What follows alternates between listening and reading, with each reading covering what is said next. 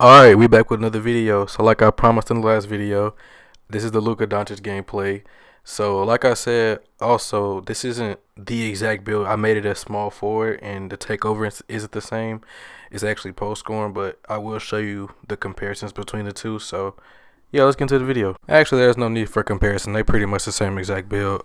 Let's roll the tape. Alright, a quick disclaimer before the video before the gameplay begins.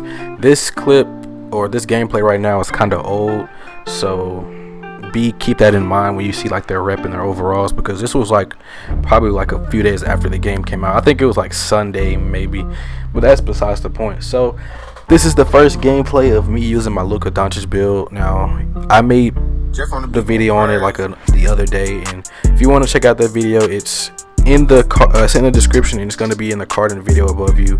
It should be popping up right about now, so if you want to go check that out and see what the build is like, then you go watch that first. But with this one, it's pretty much the same build, but I just made it a small forward because I want to get post score and takeover, and I wanted a different name other than what I got with the shooting guard build. And I also saw a comment on my video. It was saying that, you know, Luka's more of a point guard / point forward, and I understand that, but I made him at shooting guard because he came into the league as a shooting guard. So I was like, why not put him at his original position so you can see what we get.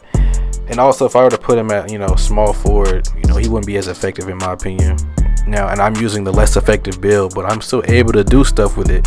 So that shows you how good the build is if you can drop buckets on a less effective build. Like, just imagine if you were on it but with better attributes. So yeah, but back to my build. It's the pass first wing. Now I made two different videos about it. The first one you already saw in the card in the description. The second link, I made the same build but at small forward, and I will have the link in the description. It'll be the second link.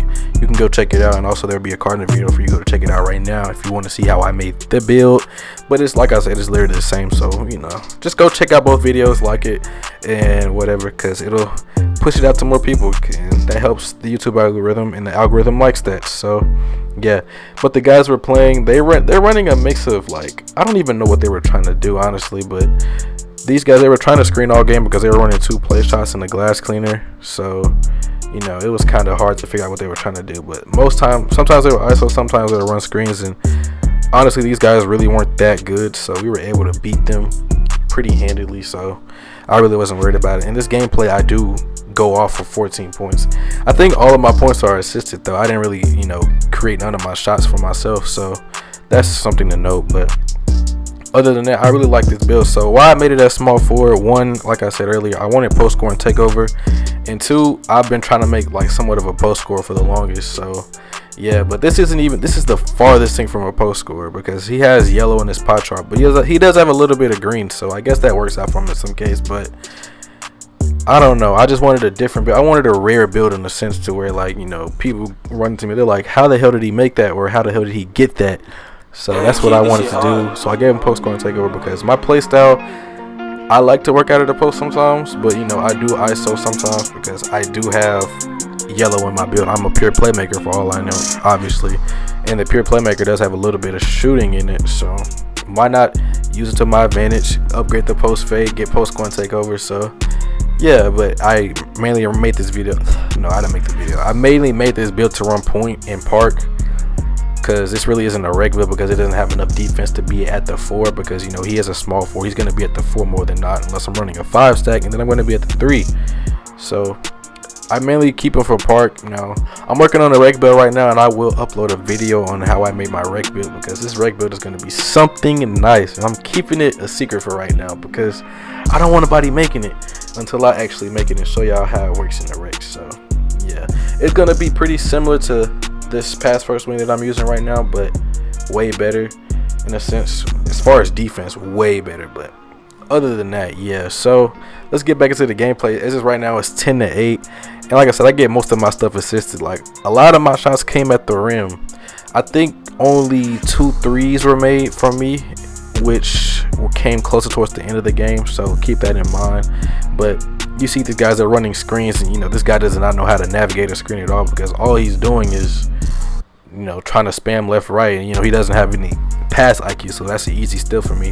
And one thing I do notice about 2K22 is that it's really easy to get passing lane steals. Like, my team or my 5 stacking rec, whenever we're running a rec, we always rack up the turnovers for the other team. Like, I can show y'all screenshots. We force turnovers. We get like 5 to 6 steals in like a half, and we'll end up with like 11 to 13 steals in total, just forcing the team to make mistakes because we be in those lanes, honestly. And it be everybody but one person. That one person is Daryl, and it happens to be my duo. I've uploaded videos of him in the past, so yeah, he ain't looking too good right now. But other than that, let's get back to it. So I was playing a mix of on and off ball defense because they were trying to take turns scoring, and as they could see, none of it was working. And Morgan and Elijah, they were mainly playing hedge defense. I was telling Morgan to play sides, but you know, playing hedge defense with a popper, or I don't even like calling it a popper, just playing hedge defense on a team that uses a play shot or a guard in the stretch or something they can shoot. It's way easier to guard because you're not stretching out the defense, if that makes sense. Like when you're playing with a guy that can roll to the paint, you know, you're bringing attention to the paint because of the threat of a lob. But if you're playing with a popper, like, yeah, you know, he's a threat to shoot, but you know, he's not going to be as far away, or the help defense is not going to be as far away as, you know, the roll defense, if that makes sense. So basically what I'm saying is, if you're playing hedge defense and you're guarding the roll man, your job is the roll man, you're going to be farther away and out of help position if your lockdown were to get, you know, shook.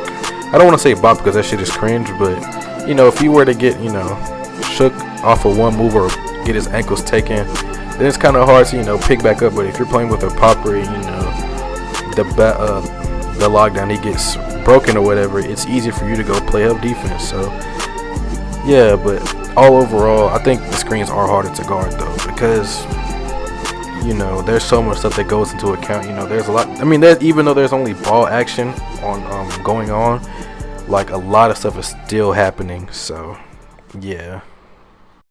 But then again, with ISO, it's not as hard to guard because you can just force one guy to beat them or beat the whole team. But my take on it, if you want to have fun, just ISO. If you want to win the games, you can use screens. ISO really doesn't matter. But I'd say it's harder to ISO in 5v5 and it's easier to ISO in 3v3, and vice versa with the screens. You know, it's easier to use screens in 5v5 and harder to use screens in 3v3 because, you know, there's a lot of stuff going on. I actually say it may be even easier to use screens in 3v3, but it just depends on how you use it. But as you can see, I dropped 14 points, and you'll actually see like the double rep thing pop up to show you that this was like relatively early.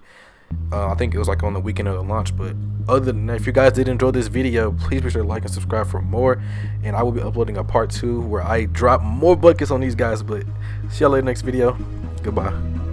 I came out with $100 grand.